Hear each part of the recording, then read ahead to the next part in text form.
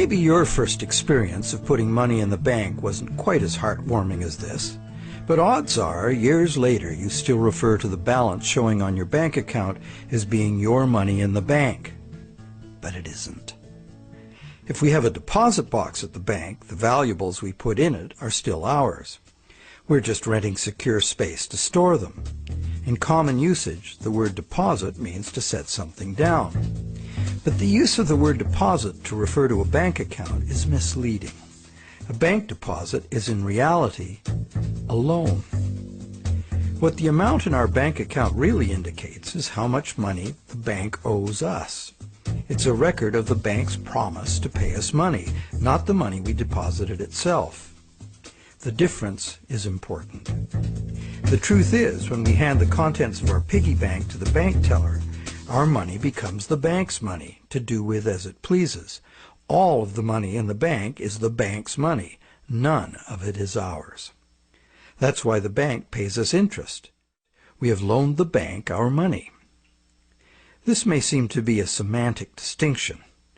We know we can go to the bank at any time and take our money out in cash if we want to. But the distinction is not semantic, nor is it trivial. The distinction is crucial. What happens in banking affects everyone, and yet few of us know anything at all about how banking really works. The entire world economy now runs on a system of credit provided by banks, and when that credit system breaks down, everyone suffers.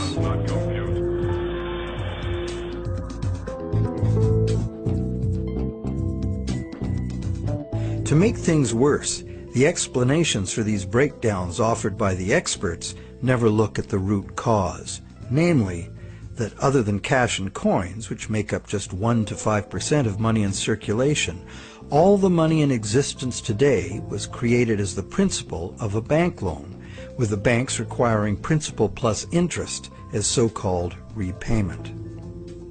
Not only does this make the existence of money entirely dependent on the existence of bank credit, it makes the system as a whole bankrupt by design, as total debits, principal plus interest, exceed total assets from the moment the first loan document is signed. As the global banking system staggers towards worldwide collapse, more and more people are realizing they can no longer ignore the realities behind banking as it is practiced today. Many have lost their homes and jobs due entirely to the unsustainable practices of moneylenders. It's time people understood money and the pressing need to fundamentally change the way it works.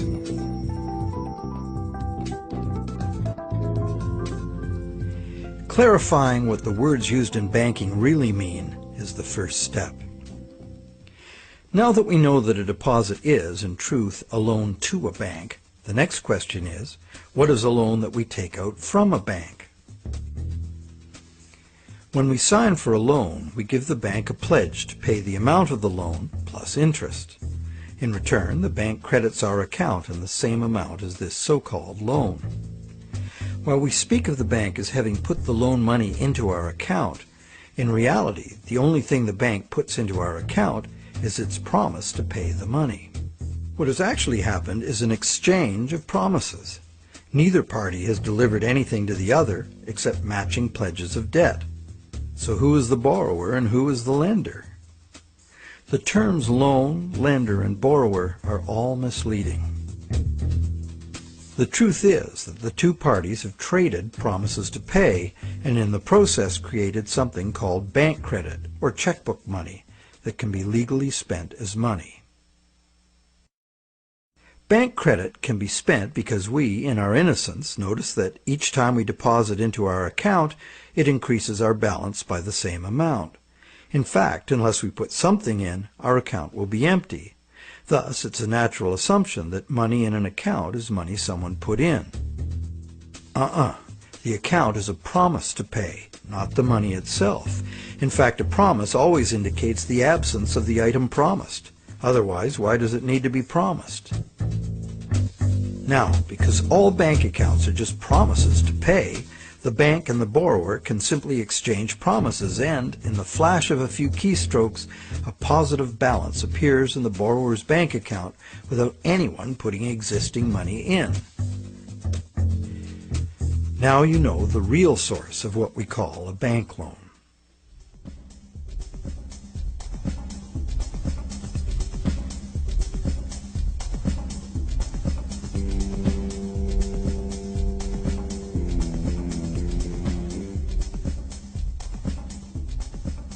How different would it be if two parties just got together in a basement with a printing press and created new money that way? We intuitively understand the act of fraud called counterfeiting. In printing fake $100 bills, the counterfeiters also create new money out of thin air. Money gives us the ability to purchase the real goods and services of the world. It's clear that the counterfeiters have created new ability to purchase real goods and services without giving anything in exchange except a fancy piece of paper. Counterfeiters get something for nothing directly at the expense of whoever gets caught with their counterfeit money. And if the counterfeit money is not discovered, it dilutes the money supply, stealing from everyone. Counterfeiting is a serious crime, and it is easy to understand why. It's cheating on a basic social agreement, thou shalt not steal. But taking a loan from a bank also creates new purchasing power. However, instead of being considered a form of theft, it is the very basis of our monetary system.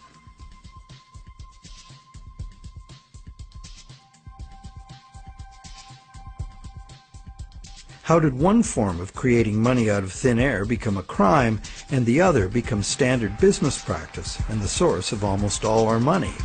For this is what has happened. To understand how, we need to look at the history of the laws governing commerce. But before that, we need to understand the logic of the loan process itself.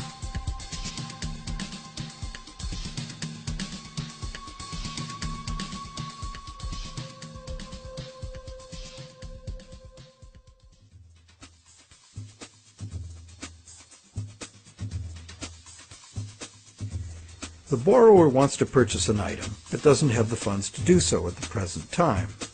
However, the borrower does have confidence in having sufficient funds over time to pay both the original price of the item and the interest on a loan. So he goes to a bank to arrange a loan. The borrower is capable of making a credible promise of money in the future, but otherwise at this moment he comes with empty pockets. That's why he needs the loan.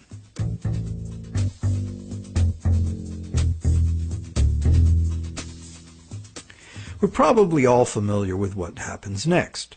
The bank gets the borrower to sign an agreement in which the borrower promises to pay the bank the amount of the loan plus interest, or, in default, surrender to the bank the object that is to be purchased with the loan. This is done countless times every day all over the world. But there's a problem. How can the borrower pledge as collateral something that the borrower does not yet own?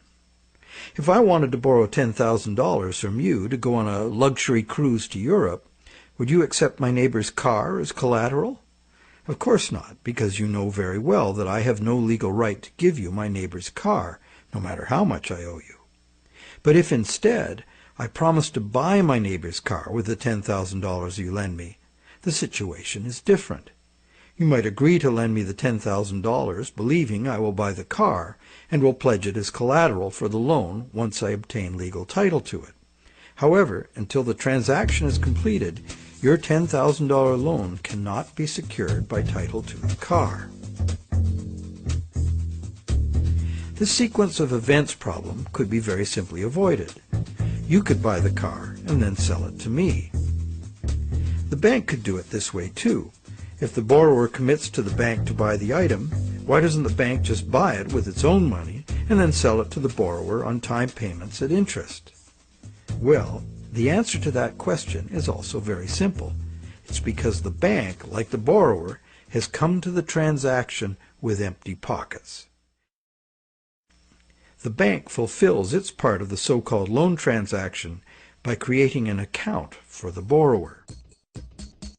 The truth is, The so-called borrower has funded his own account by fraudulently pledging a car he does not yet own as collateral. And the bank, the so-called lender, hasn't put up any existing money at all. And, if all goes well, it never will.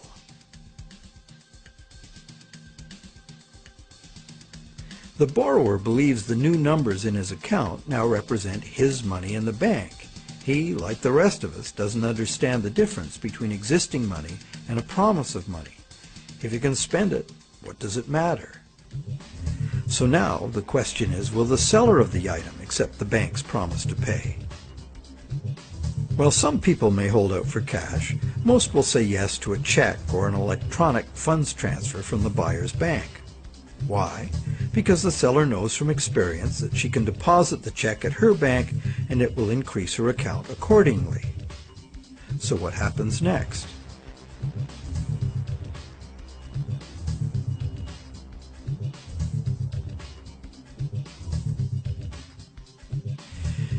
Well, obviously the buyer's bank now owes the seller's bank the amount of the loan. So you might be thinking, isn't this where the money comes out of deposits? The bank's promise to pay the borrower has just been transformed by the transaction into a promise to pay the seller's bank instead. So now the buyer's bank has to transfer some of its existing money to the seller's bank, correct? Yes, but probably only a small proportion. And over the long term, as long as the bank gets its fair share of deposits, the net amount of existing money the bank needs to cover its loans can theoretically be zero. How? Well, imagine first that the seller has her account at the same bank as the buyer. She deposits the buyer's check into her account.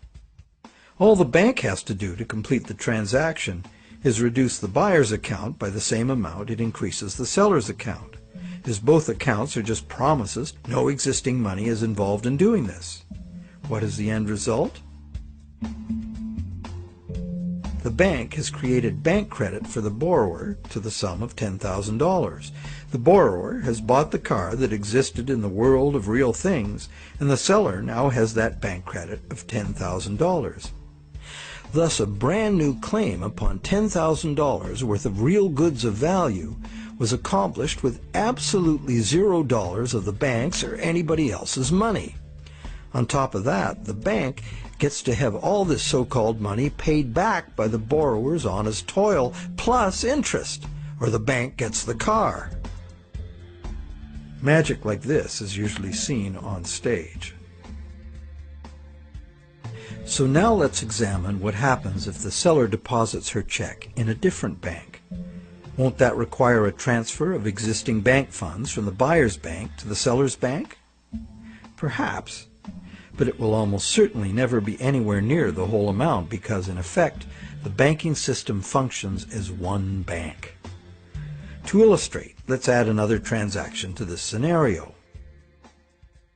That same day, the seller's bank made a similar loan to a little old lady who bought a mega home theater system. The electronics store deposited her check at their bank. The electronics store's bank made a similar loan that was deposited at the original borrower's bank. And when all the various balances were settled, the banks didn't owe each other anything. And even if there were differences, they would have been just a small portion of the total credit created. So, at this point we can say that although banks don't actually lend out their depositors' money, as most of us imagine, they still need deposits to make loans. This is because banks need incoming credit from other banks to offset their own credit being deposited at those banks. As long as banks keep their outgoing credit balanced with incoming credit, they are free to make new loans and thereby keep creating brand new credit money. None of it will ever have to come out of the bank's pockets. The bank is free to invest its own funds in corporate and government bonds and whatever other instruments their charter allows. If one draws a diagram of it all, it looks like this. The interest governments and corporations pay the banks on their bonds is paid by us. We pay it as a portion of our taxes, and we pay it in the price of all the goods and services that we buy. And there is another thing passed on to us as well. And that's the risk that the bank will go broke and not be able to honor its promises to pay. Now you may wonder, how can a bank go broke if it doesn't put any money up in the first place? What have they got to lose? The answer to that question is that banks differ from counterfeiters in that the banks are legally allowed to create new money, but only by certain rules of accounting. Banks can only create money by entering a borrower's payments and collateral as an asset on the positive side of the ledger, balanced on the negative side by the loan, or what the banks call the deposit liability created by the bank. When the borrower defaults on the payments, the asset pledged as collateral is seized by the bank and sold.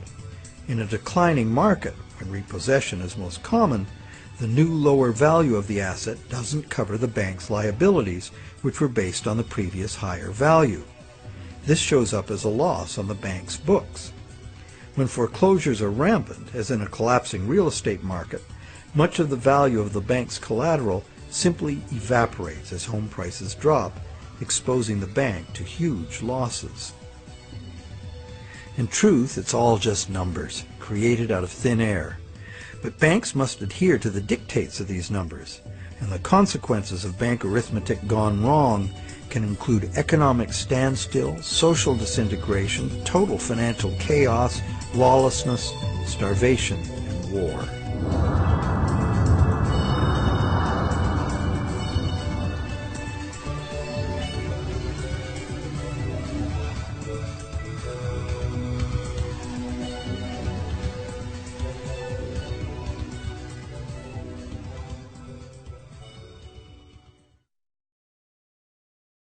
However, for the purposes of understanding the anatomy of a loan, we shall assume that the system is still functional, and all three of the loans we were looking at will get paid. The end result is that not $1 of existing money has changed hands, but $30,000 of new bank credit has been created and spent into the money supply, and each of the three banks gets to collect interest on $10,000 of it. Is creation of this brand new $30,000 really an act of fraud, like counterfeiting? The obvious difference is that the banking system is legal, regulated by government, and disciplined by the courts to follow the rules of accounting. Another difference is that there is no obvious victim, like the person getting caught with a counterfeit bill. Banks argue that the buyer and the seller both got what they wanted and agreed to, so where is the fraud? And if there was a fraud, who lost out? Well, to determine that, let us list who got what out of the deal.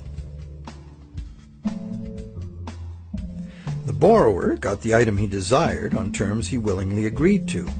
He may curse his decision later as he struggles to make the interest payments, or he may live happily ever after, thankful he got the loan. The seller got an increase in bank credit, which she's been conditioned since childhood to think of as her money in the bank. She's confident that she'll be able to spend it in turn, and she will. So, as far as the seller is concerned, she's been paid in full. She's happy. So who, if anyone, suffered as a result of the deal? Is there another party to this transaction we've overlooked? Well, there's also the bank that gets to collect interest on a promise to pay money. That's the business they are in and usually do very well by. And anyone else? Well, where did the car come from? It came from the world of real things. Natural resources, energy, and labor were expended to produce it. What if we consider the hidden party to be society at large and the natural world from which all things ultimately come? Because the brand new bank credit money didn't just sit there, it got spent into the general circulation in the real world. It's the real world that ultimately gets the new money in exchange for its car. This new money might stimulate new production, temporarily enlarging the economy, making lots of people happy. In fact, it often does, as most bank credit comes into being as a home mortgage, stimulus for the residential construction industry, a big provider of good-paying jobs. However, after its initial productive use, this newly created money will basically just dilute the money supply, reducing money's purchasing power by a very small amount.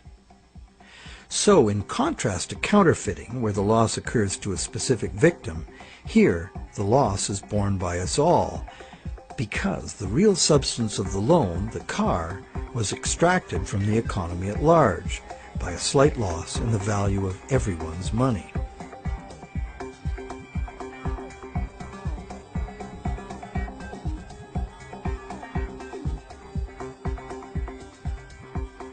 To continue our comparison of bank credit with counterfeiting, counterfeit cash eventually gets detected and removed from circulation, causing a direct loss to whoever accepted it.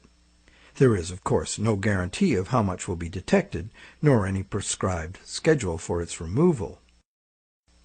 Bank credit is also removed from circulation over time because, as bank credit is paid back, the principal part of every payment is extinguished. Now remember that almost all the money in existence today is bank credit. Therefore, almost every dollar that passes through our bank accounts has a scheduled appointment to one day be paid as a principal payment on a bank loan and cease to exist. On top of the principal are the interest payments, which will become bank income, much of which will be recycled into the economy as interest to depositors and other bank expenses. So it's not immediately apparent that there's a loss to someone as a result of bank credit being withdrawn from circulation the way there is with counterfeit cash. But if we look closer, we find an interesting situation. We don't need anything more than fundamental arithmetic to understand the power that lies in controlling the money supply and why, as currently designed, total debt must constantly expand or the system collapses. Whenever the rate of debt money creation falls behind the rate of debt money destruction, the total amount of money in use will shrink. This is called deflation because the money supply is shrinking, like a deflating balloon. The result is less money relative to the goods and services available. With less money around to pay for them, the price of goods and services go down. At first, this sounds like a good thing, and it could be, if money were not created as debt at interest. For anyone not in debt, deflation would be like a general dividend on money, paid in goods and services of our choice. It would be as if money were the people's stock in their own prosperous company, their nation. People wouldn't have to demand a pay raise.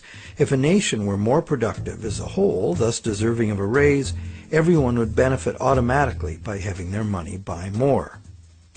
However, this is definitely not the effect deflation has in a system where money comes in the form of interest-bearing debt. More than 95% of all money currently in existence is in the form of debt to banks, promises to pay with interest added. And as we have seen, the principal is created, but not the interest.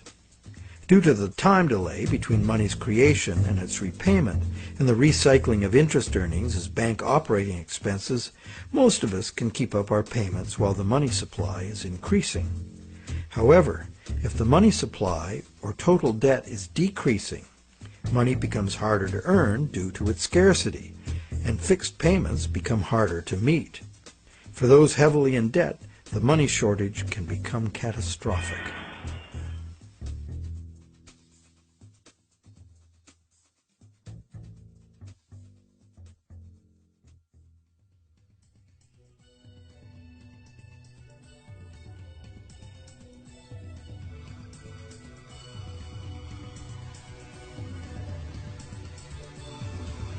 Unfortunately, the psychological effects of falling wages and prices rapidly accelerate the process, as borrowers, including large businesses, lose confidence in being able to repay loans, so that they don't sign up for any.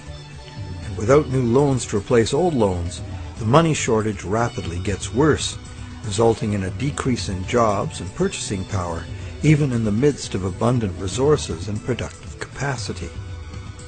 This dismal spiraling math makes mass foreclosures inevitable. Prices plummet as no one wants to spend their money. Shrinking values destroy the value of loan collateral, causing banks to write off huge losses. Some even close their doors. Consumer and business confidence is lost. Rampant economic and social dysfunction follows.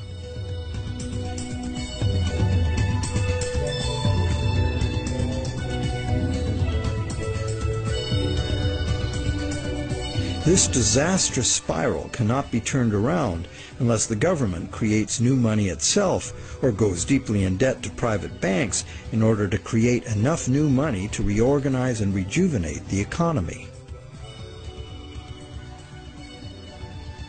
The most familiar example of this is the stock market crash of 1929. The psychological fallout of the stock market collapse resulted in less borrowing and thus less new money. The Federal Reserve did nothing to correct the resultant deflation, and by 1932 the money supply had been reduced by a third. Countless people were evicted from their homes because the money to make their mortgage payments simply ceased to exist. Then, in 1932, Franklin Roosevelt became the U.S. President. Roosevelt's New Deal set out to restore the economy by restoring the money supply. To counter the money shortage, Roosevelt borrowed from the private banking system. Factories started hiring again. But only when the war arrived, there's suddenly no shortage of jobs or funds available to do what was necessary for the war effort. It was the money expended on World War II that ended the Great Depression. The war also resulted in 50 million deaths worldwide and led to a new hostile international balance of power with its attendant arms races, mounting debts, and sweeping social and technological transformations.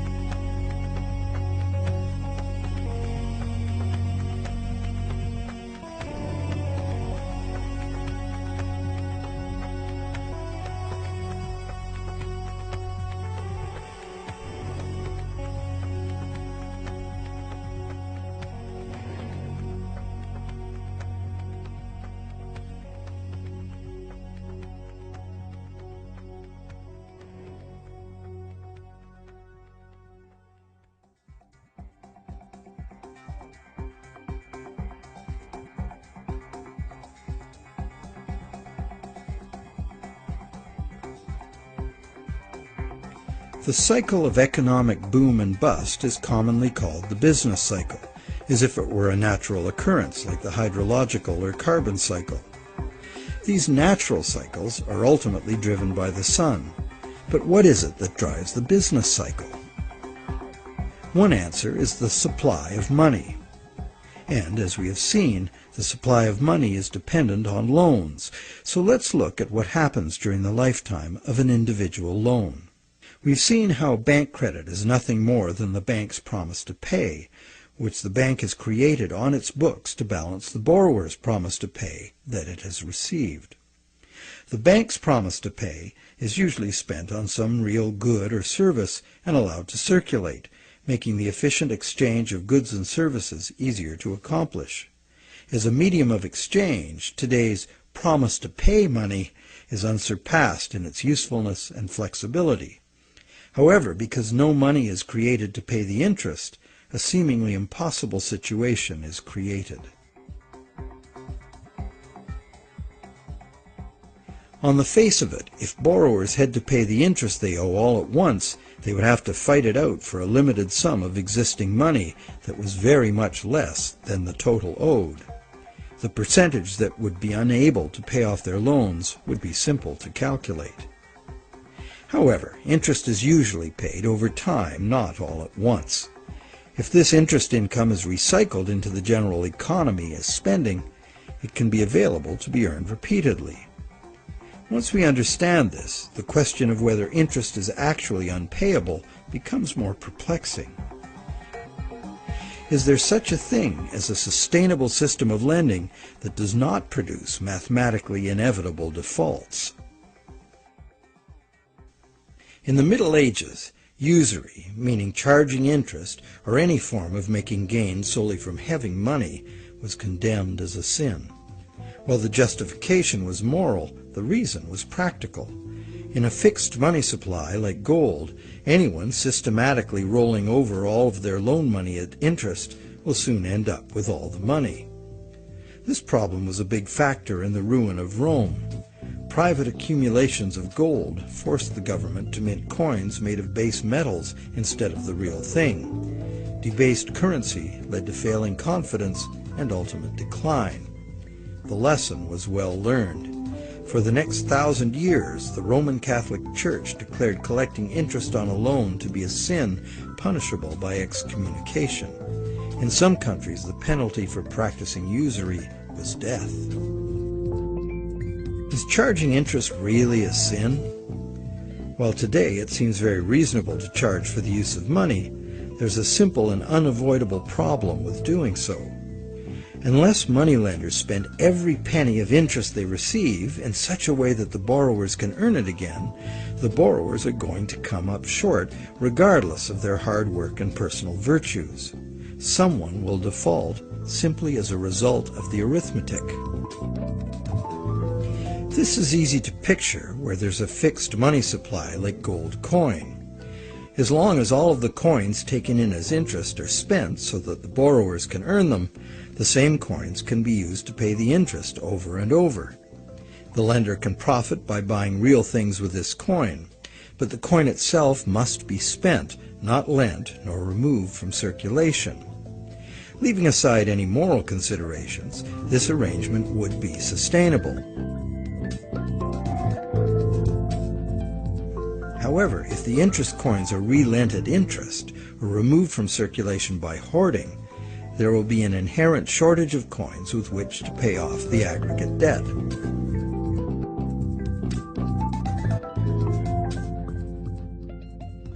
The situation is essentially no different in our current debt-based system. As we have seen, nowadays virtually every dollar comes into existence as debt, with a scheduled appointment to be extinguished as a principal payment on the loan that created it. Thus, for all borrowers to be able to make their payments of principal plus interest, two things must be true. The dollar created as the principal of the loan must be available to be earned by the borrower in order to make the principal payment that extinguishes that dollar. And every dollar the borrower pays to the bank as interest must also be available to be repeatedly earned by the borrower so that it can be paid as interest again and again. There is a common theory, undoubtedly popular with lenders, that because the banks spend their interest earnings as operating expenses, interest to depositors, and shareholders' dividends, there is in fact enough money released back into the community to make all payments. However, like the idea of absolute shortage, this is an oversimplification. Picture what happens if someone else, such as you or I or an institutional non-bank lender, obtains this dollar and then lends it out at interest. Well, now that same dollar is simultaneously owed to two lenders and has two simultaneous interest charges attached to it. In addition, if this dollar is loaned, repaid, and reloaned by the secondary lender, it is not available to pay off the principal of the loan that created it, except as another loan. So, can we borrow from Peter to pay Paul and borrow from Paul to pay Peter? This gets interesting. We can. However, each time money is borrowed, there's an interest charge added that also must be paid. If all added interest charges can be earned, all payments can be made. On this basis, many economists and defenders of the current system claim there can never be a shortage of money and all payments can be made. But this seems to be a false assurance. For instance, if secondary lenders capture some of the money needed to retire the loan that created that money, the original loan can never be retired. The deficiency will have to be borrowed over and over forever, each time at interest. Each deficiency will be cumulative, adding to an ever-building total of debt that can never be paid off. And it stands to reason that for each added interest charge in the system as a whole, something extra is demanded of the system as a whole to pay for it. This affects everyone, producers, governments, and consumers. For producers, that something extra must be raised through higher prices or more sales. However, competition for more sales usually requires lowering prices, necessitating even more sales, and leads to overproduction and saturation of the market. The end result can mean job losses, plant closures, and bankruptcies. For governments, that something extra is raised by increasing taxes.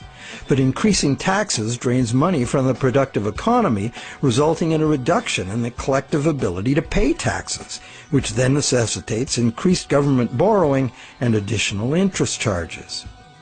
For consumers, something extra can mean getting an additional job, or borrowing to pay past debts, or paying off debt over longer periods of time. However, competition for jobs tends to lower wages, and paying over longer periods of time adds enormously to the amount of interest owed. And of course, borrowing to pay off past debts is like trying to fill a hole with more hole. And that is the situation we find ourselves in today.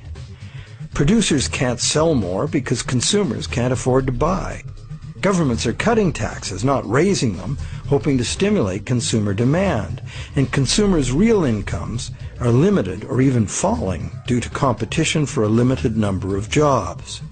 Therefore, any increase in the total amount of interest charges within the monetary system as a whole will result in a genuine shortage of money. This is because the real productive economy is limited by the availability of nature's resources. The productive economy exists to serve actual needs.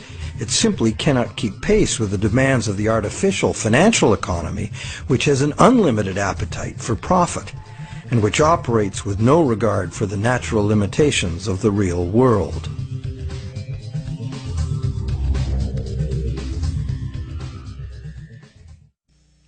The theory that there's always enough money to pay the interest has a certain elegant simplicity.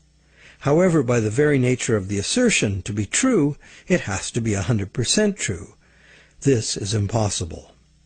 For one thing, secondary lenders, who are not banks, do comprise a significant proportion of lenders, and they add their interest charges to money that already bears an interest burden. Beyond that, we have a cultural expectation. Everyone who has money expects it to generate more. Money that needs to be spent and made available to be earned by its original borrower is, instead, lent at interest or invested for gain. Therefore, we can conclude that the two conditions that must be true for all borrowers to be able to make their payments of principal plus interest and thus permanently discharge their debt, those conditions are not met by the current system. Nowhere in the current system is there any restriction on relending money that was created as a loan, nor is there any obligation upon banks to make their profits from interest available to be earned by borrowers, enabling them to extinguish their debts. Quite the opposite. Banks invest these profits to make further profits. And it's not just the banks that cause the problem. Anyone who takes their ball of money and starts rolling it like a snowball to make it bigger does so at the expense of borrowers who will not find that money available to pay their debts, except as more debt. And of course, those rolling the biggest snowballs pick up the most snow. As the saying goes, the rich get richer and the poor get poorer. Money needed by borrowers in the lower realms of workaday productive economics moves upstairs to play in the casino world of abstract financial profit. And that's a world where transactions are little more than gambling on numbers in an effort to achieve higher numbers. They have little or nothing to do with providing the necessities of life.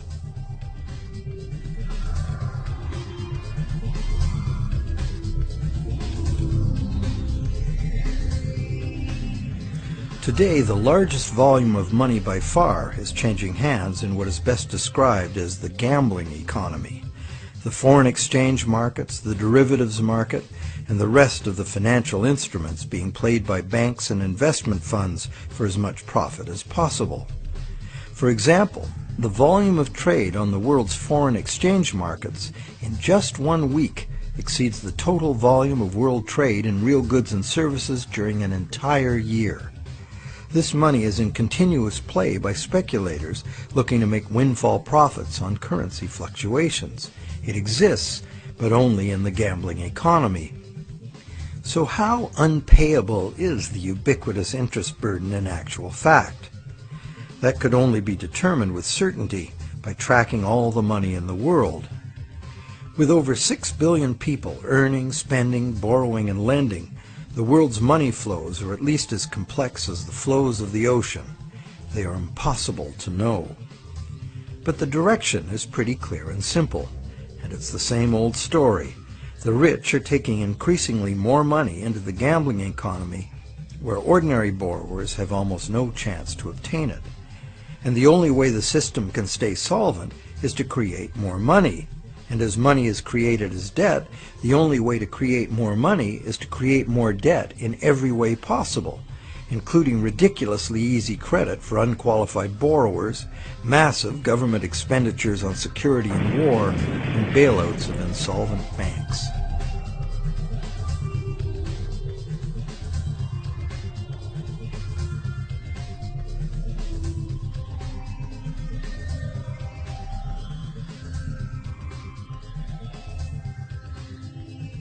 How does the individual loan cycle relate to the boom and bust phenomenon known as the business cycle? The individual loan cycle can be described like this. First, there is economic stimulation because of initial spending. This is followed by inflation because new money basically just dilutes the money supply. And eventually, inflation is followed by deflation as loan repayments gradually extinguish the principal, removing that money from circulation. As long as the individual loan cycles don't match up, these cycles can smooth each other out. This creates a fairly stable money supply that leads to fairly stable prices, although continuous growth of the money supply is required, at least in part because, as you will recall, the money to cover the interest was never created. This is the model on which our economy is currently based. Avoiding deflationary spirals and keeping inflation at a level that doesn't upset people's apple carts constitutes the art of managing the economy, which is rather narrowly defined as achieving so-called price stability. However, a look at the purchasing power of the US dollar in real goods over the last century instantly reveals what this so-called price stability has really meant. The dollar has clearly lost almost all of its value, 96%, and is continuing to do so at a rapid pace. So price stability is not being achieved, and one hardly needs a degree in psychology to understand how human nature itself would turn the individual loan cycle into the collective phenomenon of the business cycle. The simple reason being that if one person sees great prospects and is doing well borrowing and expanding, others would have the confidence to do the same. Beyond the merely psychological effects, if one business is expanding on the basis of credit, its suppliers and distributors will find it necessary to do so as well, or lose that business to someone who will. The same herd effect would occur for a gloomy outlook and accompanying credit contraction. Thus, it is entirely predictable that individual loan cycles would have a built-in propensity to line themselves up rather than be randomly distributed. And when they do, we see the larger scale cycle called the business cycle emerging directly from the cumulative effects of individual loan cycles. So, to sum up, one could say that out of the exchange of promises made by the bank and the borrower, society gets chronic inflation and a dependency on banks for increasing infusions of money to pay ultimately impossible interest payments. This results in an inescapable treadmill of accelerating debt and depreciating money, the only alternative being a deflationary collapse of the economy, followed by social chaos or war. This eminently unhealthy situation filters down through society, wreaking harm on every level. We are like addicts, but the fix is not more and more heroin, it's more and more credit money. And eventually, our collective ability to borrow and repay so much credit becomes exhausted. This then creates the need for constant expansion of credit into new markets, in essence creating a fiscal imperative to drive everyone in the world further and further into debt forever. In the United States, this constant debt expansion has led to a total credit market debt in 2008 of more than $53 trillion, which is about 5 times the total annual income of the entire country. So is the world at large happy about its end of the loan transaction? Probably not. But the world at large has very little awareness of where these problems originate, the elusive system of counterfeiting and hidden control that is modern banking. And how about the banks? How have the banks fared as a result of this system? Well, first, by putting up only a small fraction of the money they ostensibly lend, the banks have obtained a river of income from interest payments on consumer loans and mortgages. Second, by using their credit powers to acquire large portfolios of corporate and government bonds, banks collectively appropriate control over government and industry. And thirdly, due to the inevitable defaults and foreclosures, the banks gain legal title to a lot of real property the world over. And finally, if the worst happens, if borrowers default en masse, causing the banks large losses, the government is forced to rescue the banks with multi-billion-dollar bailouts to save the financial system. And what are these bailouts financed with? You guessed it, more taxpayer debt. It is really quite an achievement to pull this off, and without most of the victims even being aware of it. If you're now thinking there ought to be a law, well, there is. There's a whole body of law that makes all of this legal. So how did a system like this ever become the law? To answer that, we go back to England in the mid-17th century.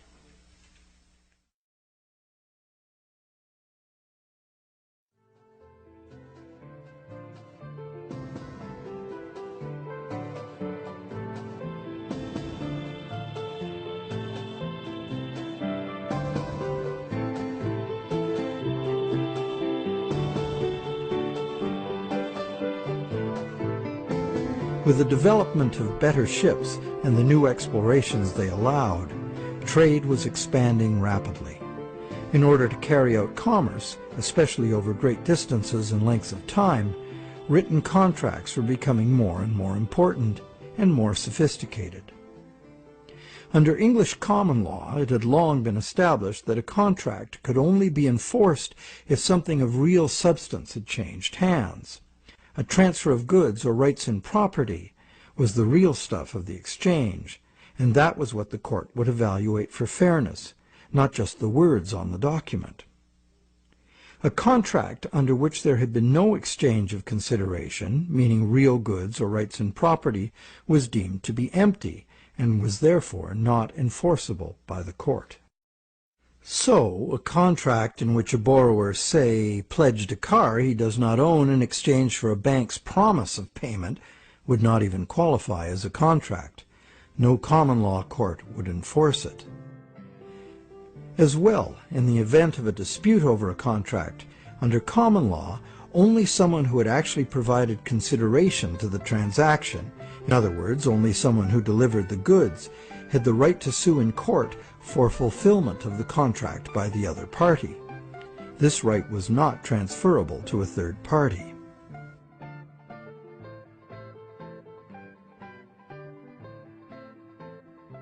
When early traders went off personally on expeditions with trade goods, they bought those goods at home with their local currency and would sell them for foreign currency in the distant destination. They would then buy foreign goods with the foreign money, bring those goods home, and sell them for their local currency. Pretty simple.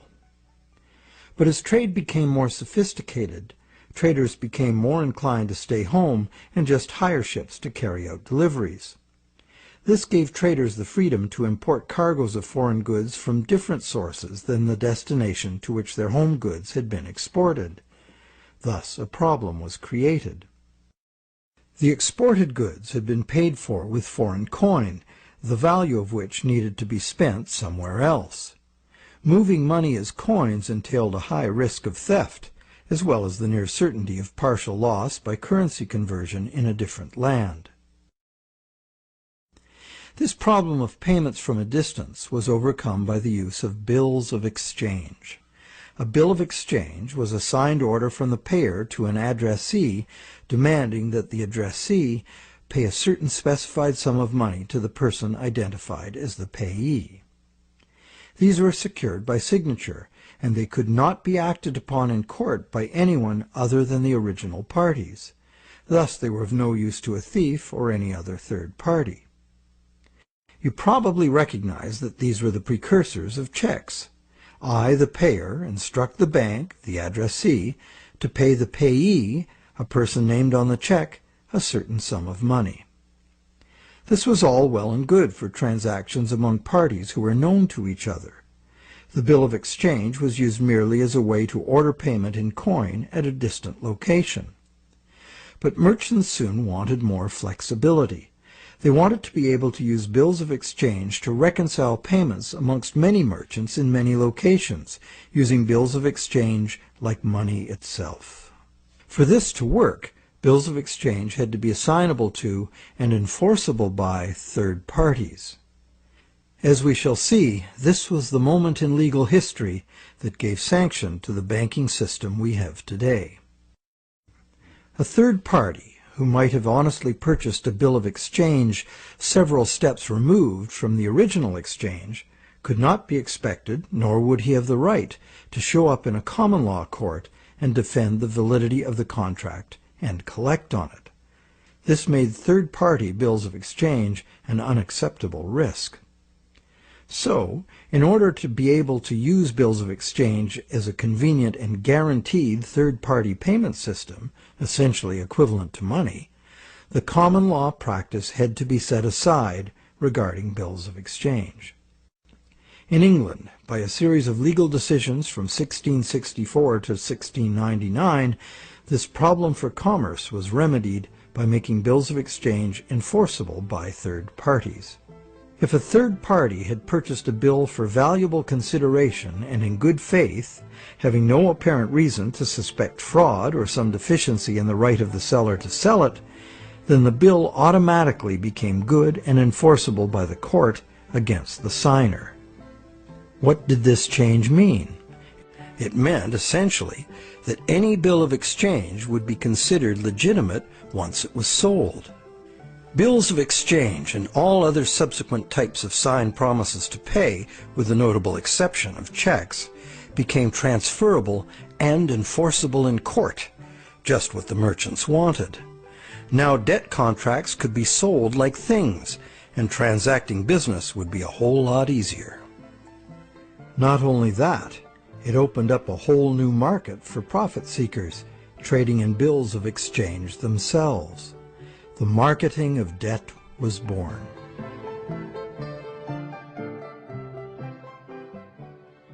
The change in the law had another effect as well.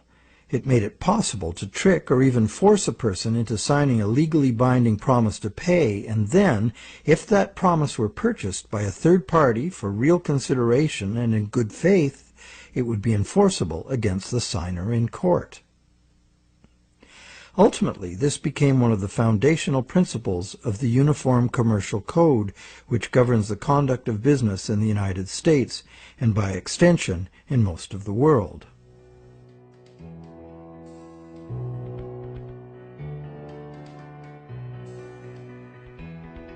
Think about it. If we buy a stolen laptop from a guy on the street, we're guilty of receiving stolen goods, a criminal offense.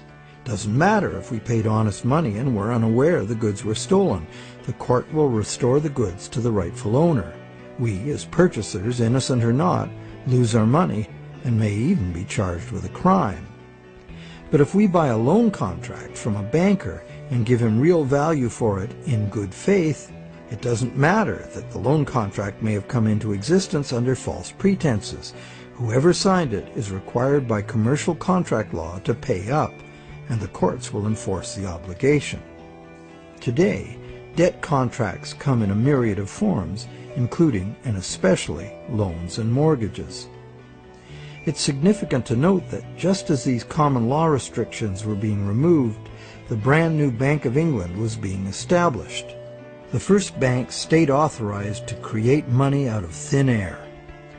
The new laws fit in perfectly, making the new bank's empty contracts enforceable against the so-called borrower.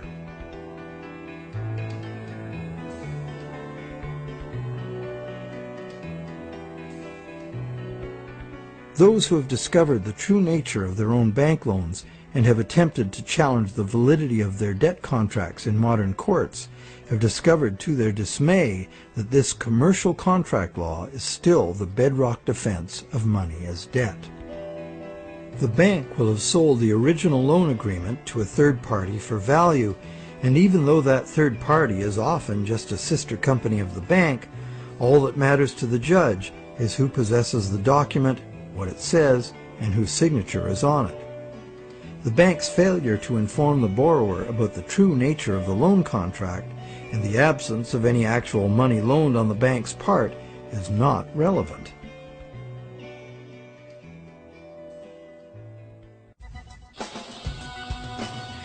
So, to conclude our investigation, it appears that modern banking practice rests on several distinct violations of common law, common sense, and natural justice. The first violation is the fraud the borrower commits by pledging as collateral property the borrower does not yet own. And the bank is complicit, as it knowingly accepts the fraudulent pledge as backing for the credit it creates. The second violation is the failure of the bank to disclose the true nature of the contract. The bank calls it a loan, leading the borrower to believe that he or she is receiving a loan of existing money. But the bank knows full well it has provided only a brand new promise to pay, simply typed in on a computer screen. A promise that the bank knows it will probably never have to fulfill. Thirdly, the loan agreement should be invalid because impossible contracts are legally invalid. The bank is creating an impossible contract because the conditions required to guarantee that the borrowers have the opportunity to pay off the principal plus interest are not met. Unless the system enforces 100% recycling of both principal and interest, which it emphatically does not, some borrowers are going to default and lose their collateral simply due to the systemic shortage of money. The fourth violation is the violation of natural law by the law of contracts, which confers automatic legitimacy of title on any contract if the contract is sold to a third party for valuable consideration. This violates the principle that one cannot give better title to something than one has. But perhaps the biggest fraud of all is that most of the people who produce the real wealth of the world are in debt and at risk of losing everything they have worked for to bankers who fabricate money out of mere promises to pay. And where does this leave us? We are hostages in an economy that must grow faster and faster to keep up with an ever-growing money supply, or the entire system collapses in ruin. The money system as currently structured refuses to recognize that the real economy is limited by the capacity of the planet to provide the raw materials and waste disposal services the economy needs. The planet is finite, and therefore it should be obvious that the economy cannot grow at an accelerating pace forever. Our current money system runs like the bus in the movie Speed. It could not slow down or the bomb planted on the bus would go off. And our situation is even worse, because the rate of debt creation must forever accelerate or the entire economy crashes. The notion that infinite, perpetually accelerating growth is possible is the great fallacy of modern economics. It is a fatal delusion born of greed. An economic, social, and environmental crash of unprecedented proportion is surely inevitable, and this monetary system is utterly and hopelessly incapable of adapting to it. No wonder monetary reformers around the world insist that the entire monetary system needs to be rebuilt from the ground up.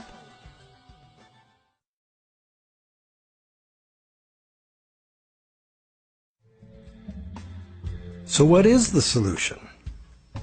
One idea many people suggest is to return to the days when money was backed by gold. Gold, they argue, is the true money because it's inherently valuable.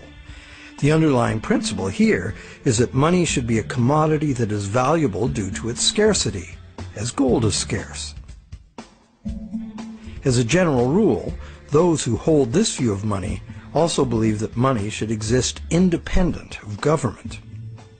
Another school of thought, diametrically opposite, is that the creation of money should be the exclusive prerogative of governments. Government, which represents all the people, should spend money into existence in the public interest, thus backing the currency with what it was spent on. Having taken back the power to simply spend money into existence, government would never need to go into debt or pay interest. Of course, government spending without limit would result in a worthless currency. To prevent inflation, money would also have to be extinguished. This could be accomplished using a wide variety of taxes, resource royalties, and user fees.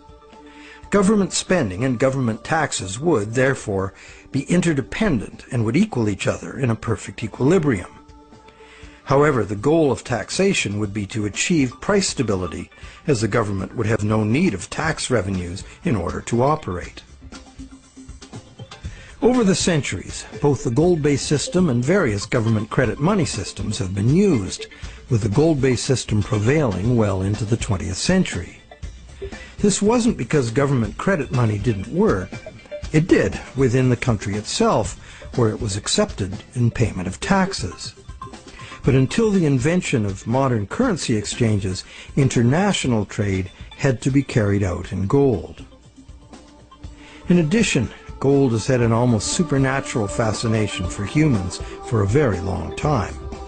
We've been conditioned for millennia to think of money in terms of portable inherent wealth, as in gold coins. However, this is not the only way to think of money, nor in the era of runaway debt money is it any longer accurate. Money is, at its root, an idea that humans invented in order to turn simple subsistence into complex civilization. It's the development of money that made possible specialization of labor and the indirect exchange of goods and services.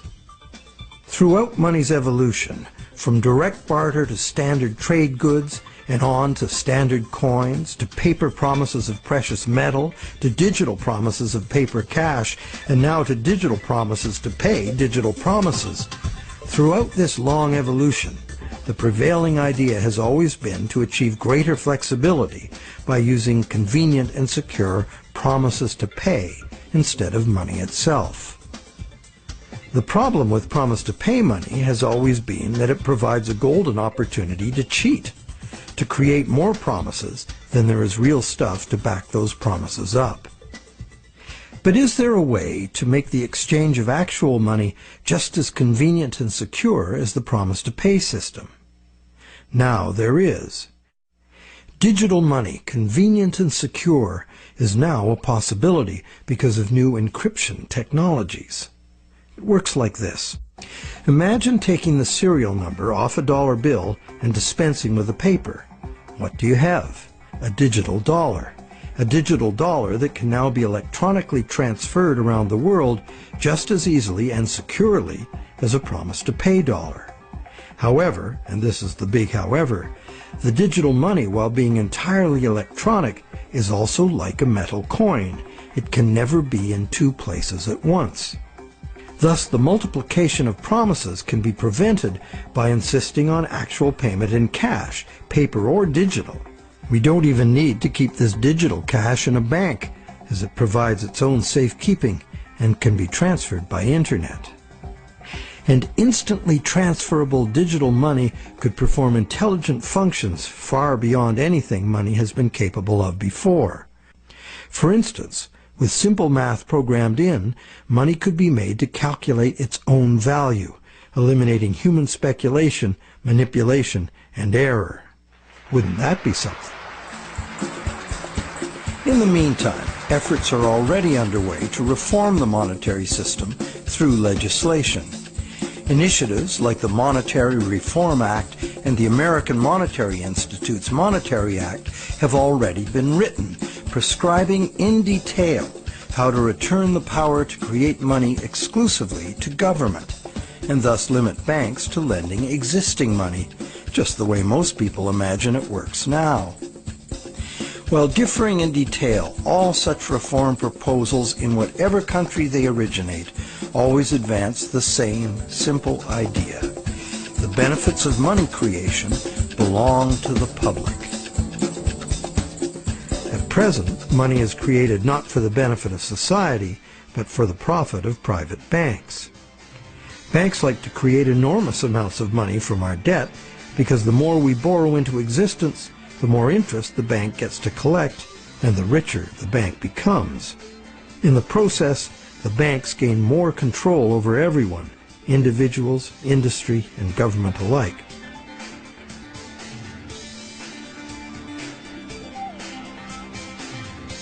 Abundant money too often leads to speculative asset bubbles that make insiders rich. But, as we have witnessed, these bubbles inevitably burst under the unbearable weight of ever-increasing interest demands. The losers are many, including governments. Already burdened with huge debt and shrinking revenues, governments are forced to add trillions to that debt in order to rescue the banks that are the cause of the problem. Otherwise, we would have no money system. It's an absurd situation, and a tragic one, considering that government could instead create the money itself and spend it interest-free on infrastructure, education, or universal health care. And most of that debt-free money would enter the economy as wages, circulating through all levels of society for everyone's benefit. This kind of abundant money would fund a reinvigorated, productive economy in which the savings of the people could fund honest loans of real existing money. At its root, money is a means by which we exchange real value. Without real value in the world, money is nothing. As we have seen, it's the real world that makes the loan, not the bank. We, the people, in conjunction with the material blessings of the natural world, are the source of all real wealth. Therefore, money creation and its benefits belong to the public, not to private bankers. And what about interest? As we have seen, interest poses an arithmetic problem. And it's a problem that can only be solved in three ways. 1, defaults and foreclosures. 2, perpetual growth of the money supply. Or the preferable and only other solution, 100% recycling of interest as spending. But such full recycling could only be accomplished by nationalizing the banking industry in the public interest. For example, interest earnings from public service banking could be paid to all as a citizen's dividend. Or it could be used to fund government in place of taxes, as was done successfully in colonial Pennsylvania. And that's just one instance of a society that organized its monetary system differently. There have always been alternatives, and there are alternatives now. What the evolution of money really teaches us is that the real measure of money's value is, very simple, its usefulness as money. And there are several different ways to create useful money. For instance, money can simply be an individual's private promise to pay, a pledge of one's own product or service, as in such community currencies as the let system or time dollars. Thousands of these community currencies already exist in circles of trust where members can be counted on to honor the credit they issue for themselves. And such community currencies can be a lifesaver in the event of a catastrophic collapse of the conventional banking system. When money shortages or hyperinflation disrupt trade and bring economic standstill, a working community currency can sustain a local economy. Are such proposals radical? You bet. But there are unprecedented challenges before us. No longer can exponential growth allow us to sustain a monumental debt that must ever increase to prevent the house of cards collapse of the whole system. Increasing wealth disparity, crushing debt, failing banks, and social and environmental catastrophes are what we face unless we radically change course. We must transform our monetary system to one that can adapt to a future we can now clearly foresee. To begin, we must examine monetary system designs that can deal with widespread economic shrinkage without inducing mass foreclosures and bankruptcies. But what can you do right now? Well, right now there are people and organizations around the world that understand the problems and the injustice of today's monetary system, and you can join them in their effort to bring about the fundamental changes we need. It's time to talk to our friends. A financial crisis is the ultimate teachable moment. When bankrupt banks have to be bailed out by the governments the banks were formerly lending to, the contradictions, the fraud, and the fatal flaws of the current system are laid bare for all to see. But the solutions are there to see too if we look. We cannot afford business as usual. Making adjustments to the current system will not save us. The changes we need to make are radical and dedicated to the good of all, not the profit and control of a few. To make these changes, we must leave behind our outmoded assumptions and misplaced faith. We must face the challenge of a complete transformation. Reality calls.